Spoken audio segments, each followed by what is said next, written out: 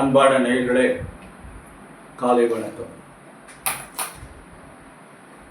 மாதர்மே மதுகைட பக்தி மகிஷ பிராணாபகே கரோத்ஜய கேலா நிர்மித தூம்புரலோச்சனவதே கே ஷண்ட முண்டார்த்தனி நிஷேஷிகிருதரத்த பீஜ தனுஷே நித்யே நிசும்பாவகே சும்பத் வம்சனி சங்கர துரிதம் துர்கே நமஸ்தே அம்பிகே அருணமணி நிபாங்கம் அக்னிகேஷம் கரண்டம் டமருக தராபாசம் கற்ககத்தம் கபாலம் அனல நயன நாகம் ஆசனம் பத்மபீடம் அகில புவன மாதம் ஸ்ரீதளம் மாறி ரூபம். அன்பு சார்ந்த பெரியவர்களே, இன்று ஆவணி மாதம் 13ஆம் நாள் சுக்கிரவாரம், வெள்ளிக்கிழமை, சஷ்டி தீதி 7:40 வரை இரவு, பின்னாடி சப்தமி தீதி, சுவாதி நட்சத்திரம் 12 பகல் 12:01 வரை, பின்னாடி விசாக நட்சத்திரம். 2 நட்சத்திரத்துக்குமே யோகம், சித்த யோகம். இன்று யோகம் நல்ல யோகம்.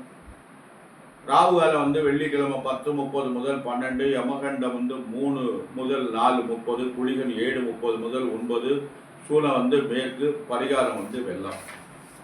அன்பான நேயர்களே, இன்று கிரகங்களாக எப்படி இருக்கிறது? இந்த சிம்மத்தில் சூரியன், புதன், கேது, கன்னியில் செவ்வாய், துலாத்தில் சந்திரன், கும்பத்தில் சனி, ராகு, குரு மிதுனத்தில், சுக்கிரன் கடகத்தில். இதில் கிரகங்களாக நன்றாக இருக்கிறது. இதில் இந்த சுக்கிரனும் சந்திரனும் பரிவர்த்தனை யோகம்னு சொல்லுவாங்க. நாளைக்கு இந்த சுக்கிரன் மாறிடுவார், விருச்சிகத்துக்கு போயிடுவார். இந்த மேஷராசி என்பவர்களுக்கெல்லாம் பலன்கள் எப்படி இருக்கிறது? மேஷராசி என்பவர்களே, அவங்களுக்கு குரு பகவான் 3ல் இருக்காரு. ஆனால் சனி ராகு 11ஆம் இடத்துல இருக்கார். லாபஸ்தானத்தில் நல்ல இடத்துல, அருமையான இடத்துல இருக்காரு. அது உங்களுக்கு ஒரு நல்ல அமைப்பு. சனி ராகு நல்ல இடத்துல இருக்காங்க. அதனால அது ஒரு நிறைவான அமைப்புன்னு சொல்லலாம். அன்பான நேயர்களே, ரிஷபராசி என்பவர்களுக்கு நேரம் எப்படி இருக்கிறது?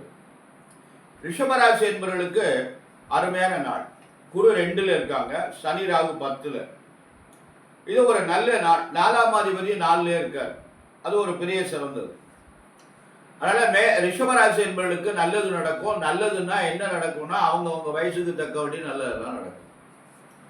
அன்பான ரிஷபராசி என்பவர்களே, உங்களுக்கு நல்ல நாள், நல்ல காரியம் நடைபெறும்.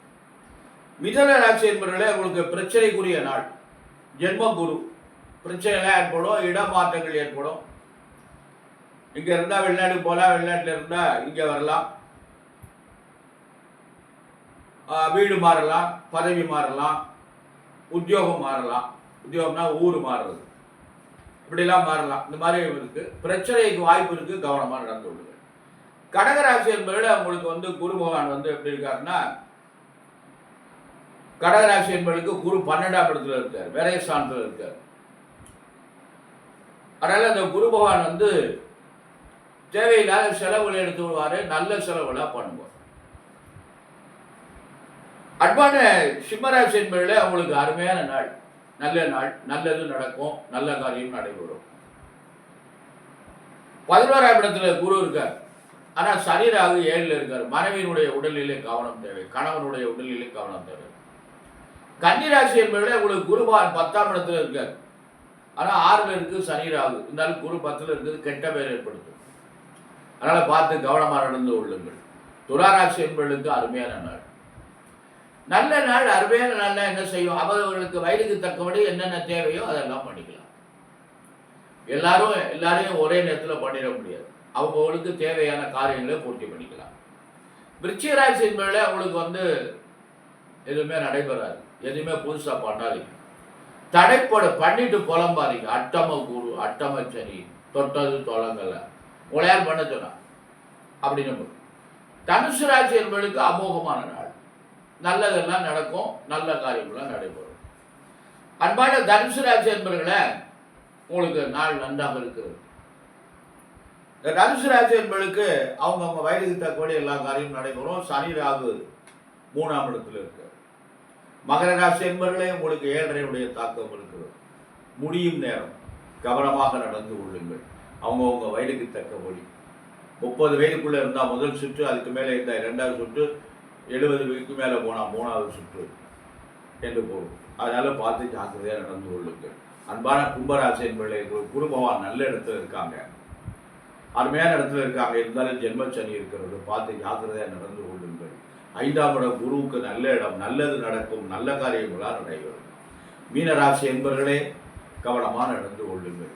மீனராசி என்பவர்களுக்கு இந்த குரு பகவான் ஒரு நல்ல பலனை செய்யலை, 4ஆம் இடத்துல இருக்கார். ஆனால் அவர் இப்போ அதிசாரம் பெற்று வரப்போகிறாரு, கடகத்துக்கு 5ஆம் இடத்துக்கு வரப்போகிறாரு. மார்கழி மாதம் ஒரு 5ஆம் தேதி வரை என்னமோ இருக்கார். புரட்டாசி மாதம் 22ஆம் தேதி என்னமோ பேச்சியாகிறான்னு நினைக்கிறேன். ஐப்பசி கார்த்திகை 2 மாதம் இருக்கார். அதில் அவர் அந்த 2 மாதம் பிரமாதமான பலனை தரலாம் அப்படிங்கிற ஒரு வாய்ப்புகள் இருக்குது. அன்பான மீனராசி என்பவர்களை, நல்ல நாள் இருக்கு, நல்லது நடக்கும், கவனமாக நடந்து கொள்ளுங்கள். அன்பான நேயர்களை, நீங்கள் நமக்கு எப்படின்னு கேட்டிங்கன்னா, நல்லது நடக்கும் அப்படின்னா எப்படி நல்லது நடக்கும்? நாம் இறை வழிபாடு பண்ணணும், கடவுளை பிரார்த்தனை பண்ணணும். நமக்கு பெரியவங்கள்லாம் நிறைய எல்லாமே தந்திருக்காங்க. அது முறைப்படி நடக்கும். கோச்சார பலப்படி உங்களுக்கு ஏதாவது அமோகமாக நடந்துருமான்னா அது சொல்கிறதுக்கு வாய்ப்பு இல்லை. ஜாதகத்தில் தசாபுத்தி தான் உங்களுக்கு நல்ல பலனை தரும். அன்பான நேயர்களே, பிரார்த்தனை தான் நமக்கு நல்லது. ஜாதகத்தில் கிரகங்கள் பலமாக இருக்குமேயானால் அவங்களுக்கு ராஜயோகம் உண்டாகும். ஒருத்தர் நல்ல வசதியாக மூலியமாக இருக்கார் அப்படின்னா அவர் ஜாதகத்தில் கிரகங்கள் பலமாக இருக்கிறது. குரு பகவான் நல்ல பலமாக இருக்காரு, சுக்கிரன் பலமாக இருக்காரு, லக்னாதிபதி பலமாக இருக்காரு, 4ஆம் அதிபதி பலமாக இருக்காரு, 10ஆம் அதிபதி பலமாக இருக்காரு. இப்படி எல்லாம் இருந்ததுன்னா அந்த ஜாதகர் ராஜயோகத்தில் வாழ்வாங்க. நல்ல வாழ்க்கை அமைஞ்சு, நல்ல மனைவி வந்து, நல்ல குழந்தைகள் பிறந்து, தொழில் சாணம்னா எல்லாம் பொருளாதார கஷ்டம் இல்லாமல் வாழ்வாங்க. சில பேருடைய ஜாதகத்தில் அதெல்லாம் இல்லாமல் போயிடுது, அதனால ரொம்ப கஷ்டப்படுறாங்க. அன்பான நேயர்களே, பிரார்த்தனை தான் இதுக்கு நமக்கு நல்லது. அதனால் இறை வழிபாடு தான் நமக்கு நல்லது. அதனால் அன்பான நேயர்களே, இறை வழிபாடு செய்யுங்கள். இந்த 7.5 சனி இருக்கிறவங்க கோளறு திருப்பதியை பாராயணம் பண்ணுவோம். காலை மாலை 2 வேளையும் சனிக்கிழமை தோறும் இந்த கோளறு திருப்பதியை பாராயணம் பண்ணிங்கன்னா 7.5 சனியுடைய தாக்கம் இருக்காது. வெப்பு நோய் தீரணும்னா திருநீற்று பதியத்தை பாருங்க. எல்லா இடர்களையும் களையணும்னா திருநெடுங்கிலம் புராணத்தை பாருங்க. வறுமை நீங்கணும்னா ஆடுதுறை பதியத்தை பாராயணம் செய்வோம். இப்படியெல்லாம் ஒவ்வொரு பதியங்களையும் நாம் பாராயணம் செய்து வந்தவையானால் நமக்கு இருக்கின்ற சிரமங்கள்லாம் குறைஞ்சு நமக்கு நல்லது நடக்கும். அன்பான நேயர்களே, நம்முடைய குழந்தைகள் நன்றாக படிக்கணும், நல்ல அறிவான குழந்தைகளாக இருக்கணும், அவங்களுக்கு நல்ல உத்தியோகம் கிடைக்கணும், அவங்க கை நிறைய சம்பாதிக்கணும், அவங்களுக்கு வாழ்க்கை துணை நன்றாக அமையணும், அவங்களுக்கு நல்ல குழந்தை பிறக்கணும் என்பதற்காக எல்லாம் வல்ல எம்பெருமான் சர்வேஸ்வரனையும் வள்ளல் பெருமான் முருகப்பெருமானையும், வள்ளல் பெருமான் வள்ளியில் மணாளன் முருகப்பெருமானையும், என் அன்னை பராசக்தி தாய் பரமேஸ்வரி அன்னை முத்துமகா மாரியையும் பிரார்த்தனை செய்து நிறைவு செய்கிறேன். நன்றி, வணக்கம்.